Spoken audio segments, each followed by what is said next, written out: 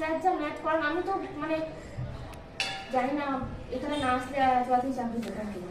অন্য যেখানে যেখানে পড়েছি সেই পড়ে ফিজিক্স পাস করা যায়, মেন্স পাস করা যায়।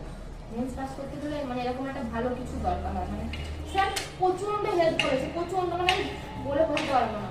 মানে আমি যা সাকসেস পেয়েছি প্রত্যেকটা স্যারের জন্য। শুধু যে ম্যাথ করে ছেড়ে দিয়েছে এটা না, আমাকে প্রচুর এমনি মানে স্যার যখন আমার প্রচণ্ড ফ্রাস্ট্রেশন লাগতো আমি কিচ্ছু বুঝতে পারতাম না।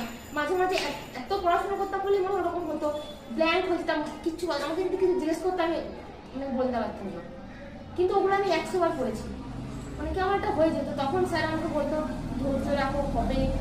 তো এরকম করতে করতে হয়েছে। আর প্রত্যেকটা এক্সামের আগে দিতে যখন যেতাম স্যার প্রত্যেকবার আমাকে বেস্ট অফ লাক এটা লিখতে পারবে। স্যার যতবার বেস্ট অফ লাক লিখে পাঠিয়েছে কতগুলো পরীক্ষা আমি পাস করে এসেছি। তো যখন ইন্টারভিউ দিতে গেছি সেদিনকে স্যার আমাকে পাঠায়নি, বা কিছু একটা দেখলাম স্যার আপনি আমাকে পাঠালেন না কেন, আমি পাস করবো না? না আমার একটু দেরি হয়েছে কিন্তু হ্যাঁ পাস করবো। আর ইন্টারভিউ তো সেম, স্যার যা নোটস দিয়েছিল যা দিয়েছিল বাইরে কিছু আসেনি।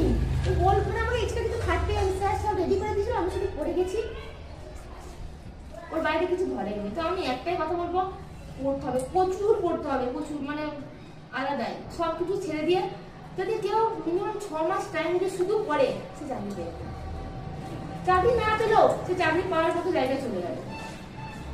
আর যখন তুমি অনেক পড়বে সব একটা প্র্যাকটিসের দেবে, দেখবে যে 80টার মধ্যে তুমি 70টা নামিয়ে ফেলছো, এত কনফিডেন্স পাবে তুমি ভাবতে পারবে, নিজের ভালো লাগবে, মনে হবে তুমি হাওয়ায় উঠছো। কিন্তু যখনই দেখবে করতে গিয়ে তোমার আটকে আছে 35টা পারলে বাকিগুলো বলে হ্যাঁ হচ্ছে না, যা হবে না,